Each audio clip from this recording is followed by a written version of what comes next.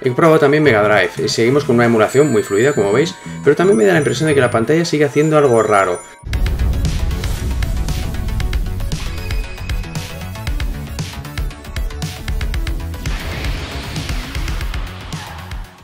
Muy buenas viejuners, bienvenidos a mi canal. Amiguitos viejuners, hoy va de consolas chinas el tema. Os traigo la RG351P. Se trata de la nueva consola de Anbernic, un fabricante que traigo muchas consolas de él aquí al canal. Este es el último modelo que ha sacado, es más potente que todos los que ha sacado hasta el momento. Y bueno, todo el mundo se pregunta si esta será ya por fin la consola definitiva, la que ya merezca más la pena de todas. ¿Queréis saberlo? Pues bueno, quedaos hasta el final y lo veremos. Venga, vamos para allá. Este vídeo ha sido posible gracias a nuestro patrocinador GVG Mall. GVG Mall es una tienda de claves de software online en la que podréis comprar números de serie de juegos, programas y lo más interesante, tiene licencias de Windows 10 a muy buen precio. Sí, ya sé que son muy baratas, pero no desconfiéis, os garantizo que son totalmente legales, dado que se trata de claves OEM destinadas al montaje de equipos en serie, y las compran en grandes cantidades, es por eso que las consiguen muy baratas y nos pueden ofrecer unos muy buenos precios. Además, cuando vayáis a comprar vuestra key de Windows, si usáis el código de descuento exclusivo para seguidores del canal, TV20, tendréis un maravilloso 20% de descuento extra sobre el precio que tienen. Os dejaré links en la descripción del vídeo de todo esto que os comento para que podáis acceder sin problemas. Corred viejuners que me las quitan de las manos. Y ahora sí, continuamos con el vídeo. Como sabéis, en el canal tenemos una sección fija en la que analizamos consolas portátiles retro, las cuales suelen venir siempre de China. De todas las que suelo mostrar, las del fabricante Anbernic pues suelen ser las de más calidad, aunque la mayoría de ellas tienen prácticamente el mismo hardware y por tanto el mismo rendimiento en juegos. La consola que os traigo hoy es la RG351P, es la última creación de los chicos Anbernic, pero esta vez diferente a todas las que han lanzado hasta el momento. Es mucho más potente y puede hacer cosas que toda la familia de las RG350 no podía hacer. Esto es así dado que el hardware que le han puesto es muy similar al de la Odroid Go Advance, la RK2020 y la RGB10. Dichas consolas, como ya sabéis, las he ido trayendo al canal. Si os interesa ver los análisis, mirad la lista de reproducción que os acabo de dejar aquí arriba. En la caja de la consola podemos ver lo que viene en todas las consolas de Anbernic, varios dibujos de la consola en diferentes posiciones. Está claro que la estructura de botones y demás es la misma que otros modelos de este mismo fabricante. Por aquí podemos ver que han fabricado la consola en tres colores. Color azul, estilo GameCube o Game Boy Advance, como queráis, color negro y color blanco. En mi caso la consola que me han enviado es de color negro. Por aquí, como siempre, podemos ver las características técnicas que luego veremos en detalle. Visto esto, vamos a ver la caja, a ver qué hay dentro. En la caja incluye lo de costumbre. Podemos ver una goma protectora para que la consola no se estropee en el transporte. La consola, que la apartaremos momentáneamente a un lado, y si seguimos escarbando vemos un cable USB tipo C para cargar la consola, y además un manual, que como es de costumbre en las consolas Anbernic es un manual que está muy bien explicado y con una calidad de papel bastante buena. La consola, como podéis ver, tiene una distribución de botones y cruceta idéntica a la RG350P, es decir, cruceta alineada con los botones. El tacto de la cruceta es extrañamente regulero, se nota bastante blando y de peor calidad que otras consolas. Nada que ver con la cruceta de la RG350P, la 350, 350M, etc. Tenemos también los botones Start y Select, ABXY, que también tienen un tacto bastante normalillo, cosa extraña dado que no está en la línea de otras consolas de esta marca. De hecho, el plástico de la carcasa tiene una textura rugosa que me recuerda a consolas como la RK2020. Es un plástico normalillo, la verdad, de inferior calidad que otras consolas de este fabricante. Aparte lleva dos sticks analógicos que son de muy buena calidad y no sobresalen excesivamente de la carcasa. Estos analógicos llevan pulsadores L3 y R3, tal y como pasa con otros modelos como la RG350. La pantalla es de 3,5 pulgadas y lleva un sistema que evita parpadeos cuando la batería se está agotando. Es un tema electrónico que lleva dentro. Luego veremos más en detalle las características de la máquina. Además lleva un LED al lado de los botones que nos indicará el estado de la batería. Si está en verde indica que está encendida, en rojo sería que tiene poca batería y en amarillo que está cargando la batería. En el lateral izquierdo tenemos el botón de encendido de la consola. En el lateral derecho podemos ver una ruedecilla para graduar el volumen de la consola. Este detalle retro mola mucho, es estilo las radios antiguas de aquellas portátiles, los transistores que le llamaban en mi país. Por esta parte podemos ver los botones L1, R1, L2 y R2, dos conectores USB tipo C o TG. Uno de ellos además nos permitirá cargar la consola. En estos conectores podremos conectar dos mandos adicionales para poder jugar con más personas a ciertos juegos. En el centro podéis ver un conector que es una salida de auriculares. Como veis no lleva salida HDMI como sí pasaba en otros modelos de la marca. La verdad es que para mí, bajo mi punto de vista, es un acierto porque realmente no sé hasta qué punto se usa mucho en una portátil una salida HDMI. Pero bueno, seguramente habrá gente que se quejará porque sí que lo usaba. Por este otro lateral podemos ver la salida del audio de los altavoces que lleva dos altavoces, lleva una ranura micro SD para el sistema operativo de los juegos. La mía me ha venido con una tarjeta de 64 GB y por último podemos ver el botón de reset. En la parte trasera, como viene siendo normal en las últimas consolas de este fabricante, lleva dos piezas de goma para agarrar mejor la consola. y para que no se nos resbale si la dejamos en alguna superficie resbaladiza. Visto esto, vamos a ver las características técnicas de la máquina. A nivel de hardware, esta consola lleva un SOC Rockchip RK3326, por lo que estamos delante de un clon de la Odroid Go Advance similar a la RK2020 y a la RGB10, que como sabéis os he traído al canal. La CPU es una Quad-Core Cortex A35 a 1,5 GHz, por tanto es más rápida que la Odroid Go Advance original y la RK2020, por lo que es igual de rápida que la RGB10.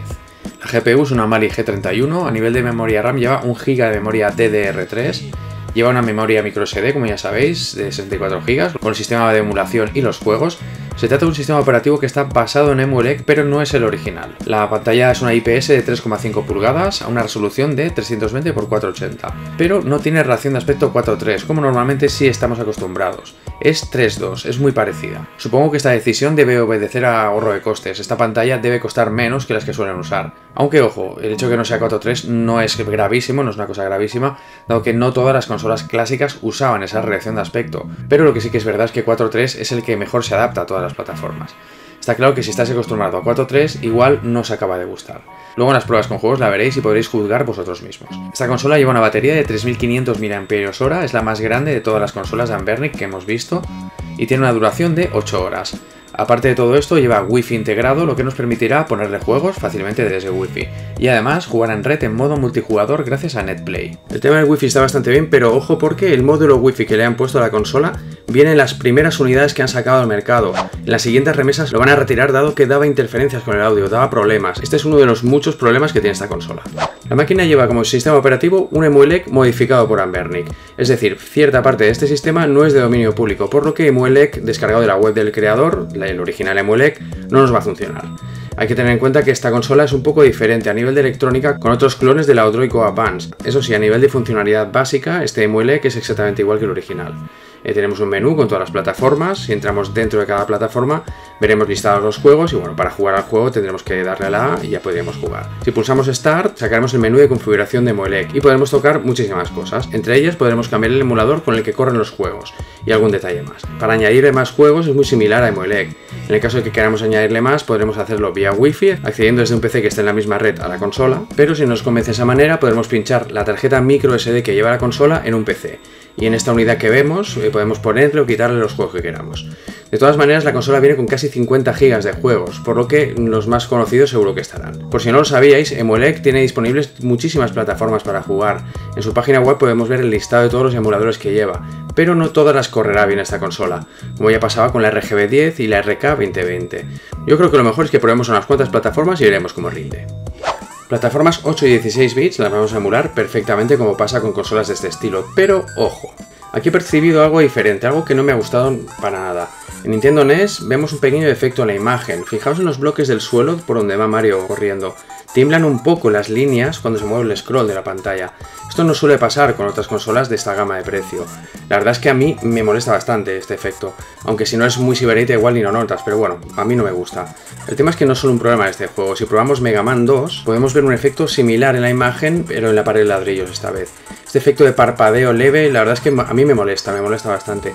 Si pasamos a probar otra plataforma, como por ejemplo Super Nintendo, los juegos normales los mueve bastante bien. En este caso no aprecio el efecto raro ese que hacía el emulador de NES, pero la verdad es que me da la sensación que la pantalla de otras consolas de Anbernic que os he mostrado tienen más fluidez cuando nos movemos en los juegos en general.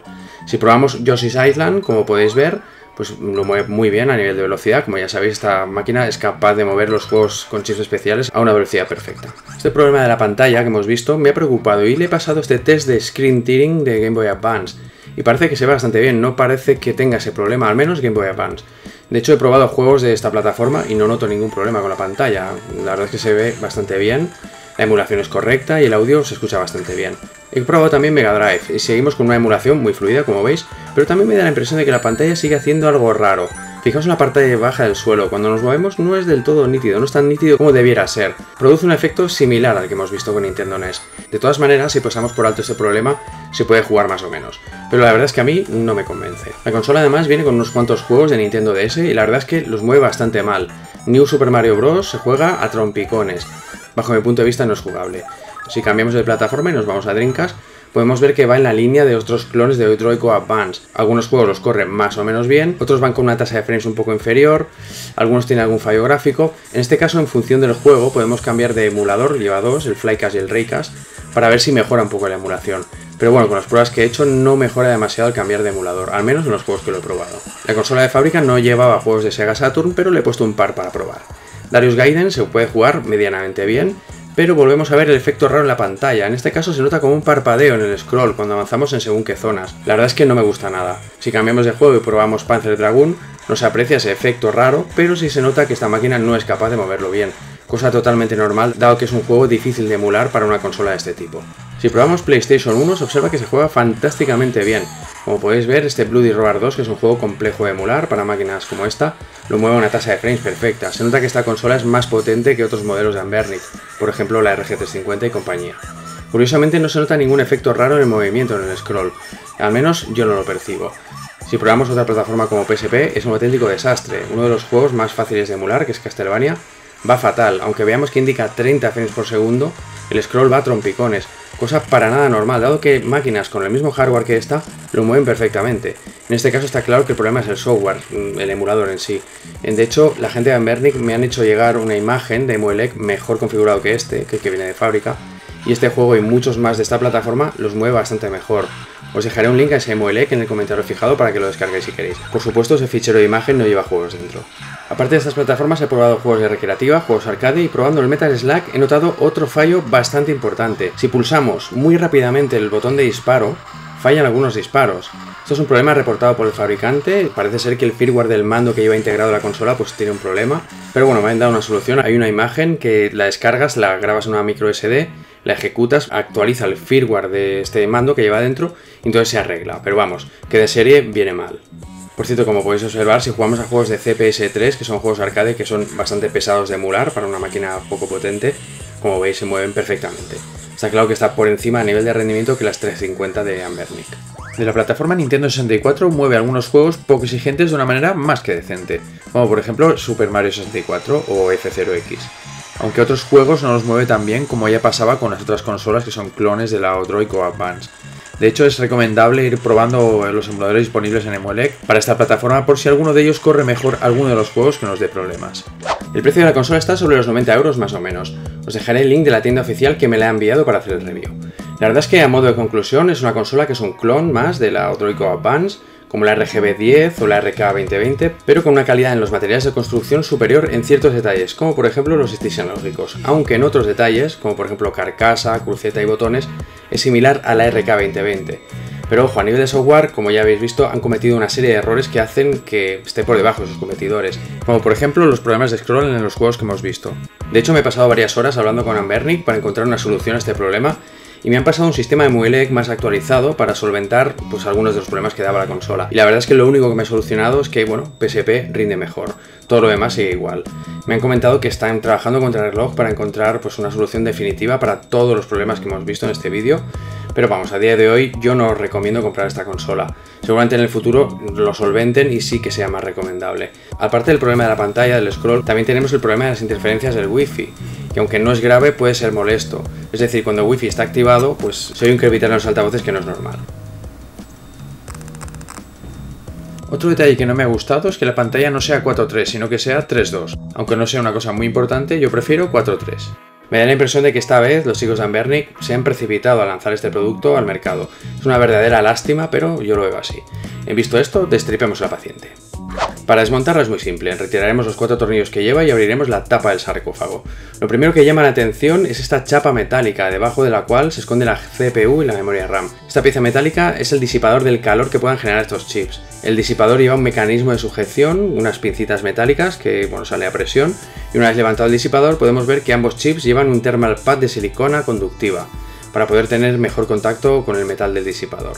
Por esta zona podemos ver el vibrador Szechuan que hace que la consola vibre en ciertos emuladores, y aquí podemos ver el dichoso módulo Wi-Fi que le han añadido para que tenga conectividad a internet. Por aquí lleva el cable pequeñito que conecta con la antena Wi-Fi. Aquí vemos el potenciómetro del volumen, muy retro por cierto, y estas dos cosas son la parte trasera de los analógicos. En la otra parte de la carcasa de la consola tenemos la batería, que es de 3500 mAh. La la batería con más capacidad de todas las portátiles chinas que hemos traído al canal. La verdad es que a nivel de circuitería tiene muchas diferencias con otros clones de la Odroid Go Advance que he traído al canal. Está claro que han intentado trabajar más la consola en ciertos aspectos, pero en otros, como ya habéis visto, se han quedado a medias. Esperemos que Anbernic encuentre una solución para arreglar todos sus problemas. Venga, viejuners, nos vemos en el próximo vídeo. ¡Hasta luego, Lucas!